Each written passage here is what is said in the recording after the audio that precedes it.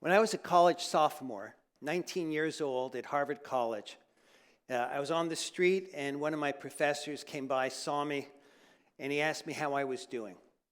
And I told him honestly I wasn't doing well. I was feeling lost and I was thinking of dropping out. He said, "Why don't you come try working in my lab? You might like it." I did like it. And I spent the next 3 years working with the American chameleon, Anolis carolinensis. These are the little lizards you see everywhere in Florida. They're on the street, they're on the trees, sometimes they're in your hotel room. And when you put the male in a cage with the female, they've got this bright colored flap of skin under their neck called a dewlap. The dewlap comes out and the head bobs up and down really quickly as if the male's saying, "Yeah, yeah, yeah, yeah, yeah." The female will do a little elegant push-up to show some degree of interest, and then they each repeat this little dance, and then they finally mate. Now, when I removed the testicles of the male and put them in a cage with the female, they didn't do their dance. The female would sometimes do her push-up as if to say, "Yoo-hoo, I'm over here," but the male didn't care. Once his testicles were gone, he had no testosterone. Now, the key part of the experiment was to put tiny amounts of testosterone into the sexual centers in their teeny little lizard brain. And when I was successfully able to do that, the male without testicles would see the female, the dewlap would come out, the head bobbed up and down, and they mated. It was amazing. And what it meant was that testosterone in the brain was enough to regulate the entire range of sexual behavior for the male lizard. That was my first paper when I published that, 1978. When I went to medical school and did my training in urology, though, I learned something completely different about testosterone. It turned out it was a foundational concept that testosterone caused prostate cancer and made it grow rapidly. Every week on teaching grounds, I heard, giving a man testosterone is like pouring gasoline on a fire. Pretty scary. No wonder there was a global prohibition against the use of testosterone back then. When I finished my training and I started seeing patients on my own, some of the men I saw had sexual issues and they were desperate. "Doctor," they said, "my wife is going to leave me. There's got to be something that you can give me." It was years before Viagra, and truthfully, we didn't have that much to offer men. Some of these guys had low testosterone, and I thought to myself, maybe these men are like my lizards. Going against all my training, I treated a few of these men with testosterone, and what they had to say when they came back was remarkable. Not only were their sexual symptoms better, but I heard things like, "I wake up in the morning with optimism. Doctor, my wife likes me again." This was pretty astonishing. I never heard anything like this with any other form of medication or treatment that I was giving. And I continued to give testosterone. About a year later, I ran into one of my urology professors at a conference. And he looked at me sternly and he said, "Abe, I understand you're giving men testosterone." And I started telling him what I'd noticed with what the men were saying. And he said, "Stop. You have to stop what you're doing. You're giving these men prostate cancer." Well, I wasn't going to stop. The benefits to the men, what they were telling me, it made a huge difference in their lives. But I decided then that I needed to up my game in terms of protecting them from the prostate cancer issue. And so I started insisting on doing biopsies of the prostate before giving testosterone, just to make sure there wasn't a rare individual with a hidden cancer that might grow quickly if I gave him testosterone. Now the training was, not only that high testosterone was dangerous, but also that if a man had low levels, he would never get prostate cancer. He was protected. Surprisingly, as soon as I started doing biopsies, I found some cancers. And when I had 6 cancers out of my first 36 men, that was a high rate, I realized there was something wrong with the testosterone story. I was terrifically excited to be able to present my research at the national meeting of the American Urological Association. This would be my first time on the national stage, and I had fantasies of these grand figures rising at the end of my talk, congratulating me and telling me this was groundbreaking research. I gave my presentation, and sure enough, at the end, one of the most famous urologists in the world stood up, went to the microphone, and I couldn't wait to hear what he would have to say. This is what he said. "This is garbage. Everybody knows high testosterone causes prostate cancer. Low testosterone is protective. You stuck your needles places you never should have stuck them. I'll bet you dollars to donuts you do another 100 biopsies, you won't find another cancer." I had 2 immediate reactions as I listened to him and I saw heads nod in the audience agreeing with him. First was, okay, that didn't go like I'd hoped. The second was, oh my God, he doesn't know.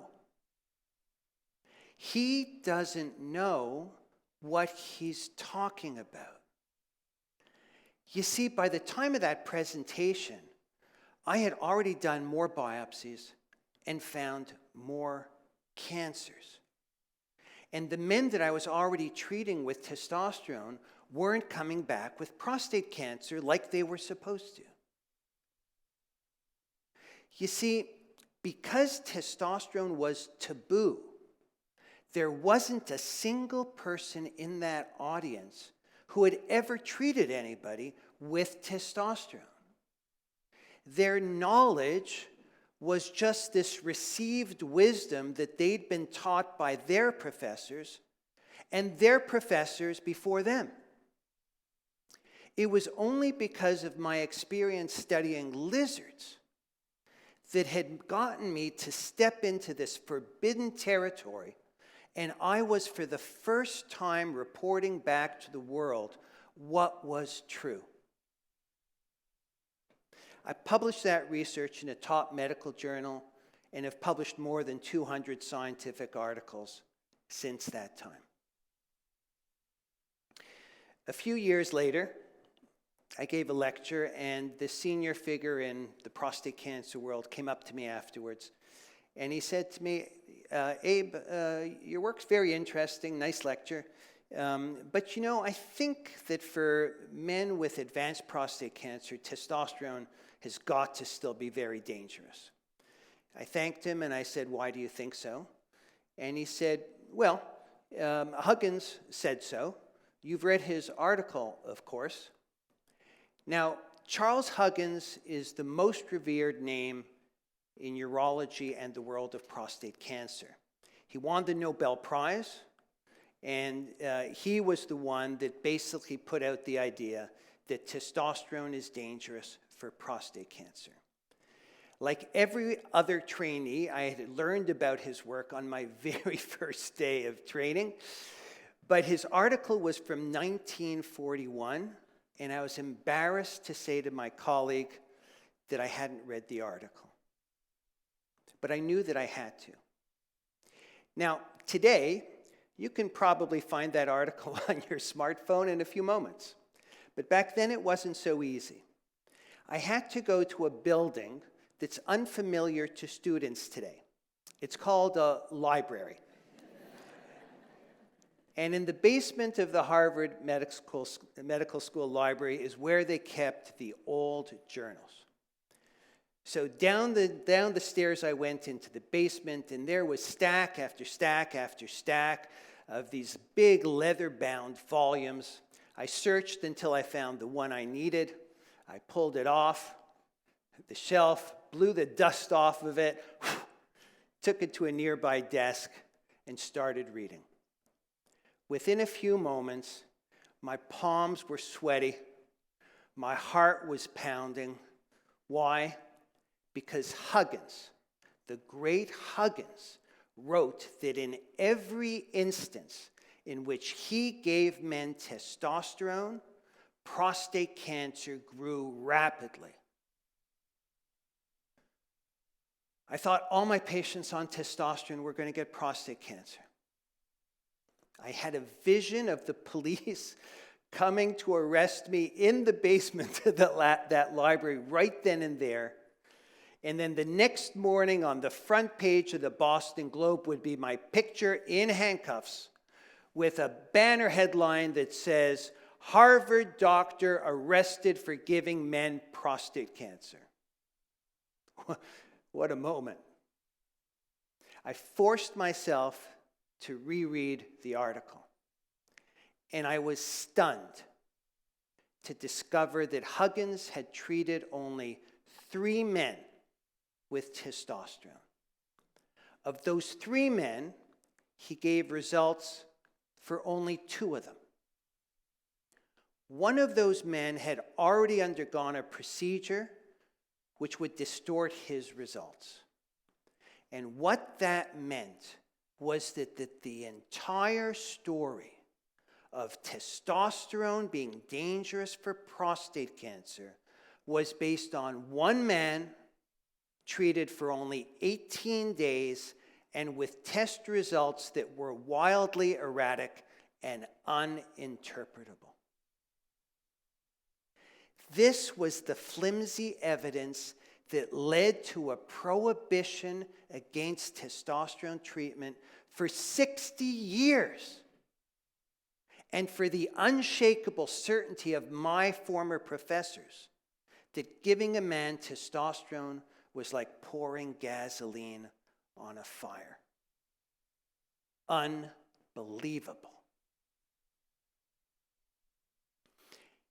As more research got published, mine and others, the fear of testosterone therapy diminished and physicians started offering testosterone.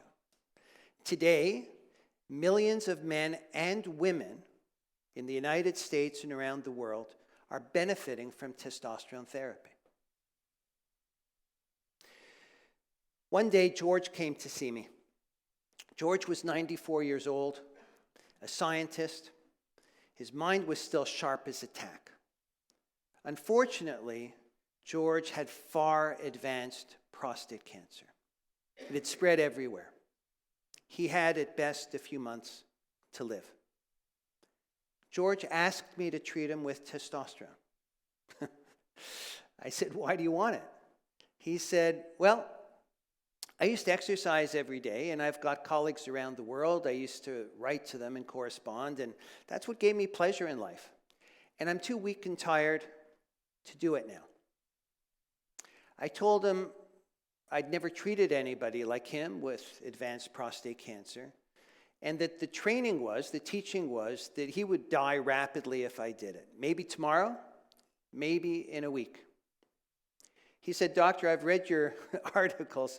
I don't think that's going to happen to me. But in any case, I'm 94 years old. I've got metastatic cancer. I'm going to die soon, whether you treat me or not." And here's the part that really got to me. He said, "While I'm alive on this planet, I want to live." I treated George, and within a few weeks he was exercising, corresponding with his colleagues, and he'd started work on his next patent. George lived almost a year. Everything that I'd been taught about testosterone was wrong. And here's the point. A treatment that was valuable for people for decades was withheld for them because a belief no more true than the tooth fairy went unquestioned and unchallenged.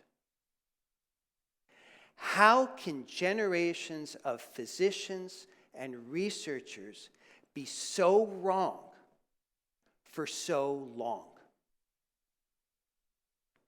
Max Planck, another Nobel laureate in physics, struggled with the same question. And he wrote, "A new scientific truth does not triumph by convincing its opponents and making them see the light, but rather because its opponents eventually die." In other words, science advances one funeral at a time. A few lessons. Number one, even foundational concepts can be wrong. Number two, just because everybody believes something doesn't make it correct.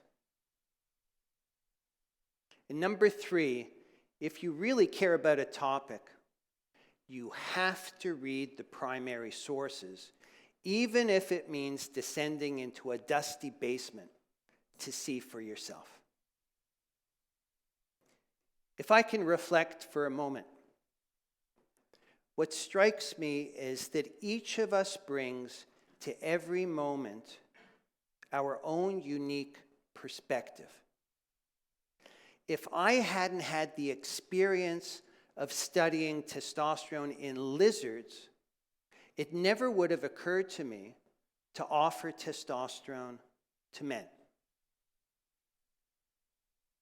And looking back, I'm just blown away by how a single act of kindness, asking a 19-year-old boy how he's doing, could have a ripple effect far into the future, transforming the practice of medicine. There's an old rabbinical saying, "Seek truth like a mother seeks a lost child." In my case, I worked for years against ridicule, withering criticism, and powerful opposition to find that lost child and to speak its name. Was it worth it? You bet. What was it like? It was thrilling. At the end of a long career, at the leading edge of controversy, this is what I want to leave you with. Armed with truth, driven by compassion, inspired by courage, one person can change the world. Thank you very much.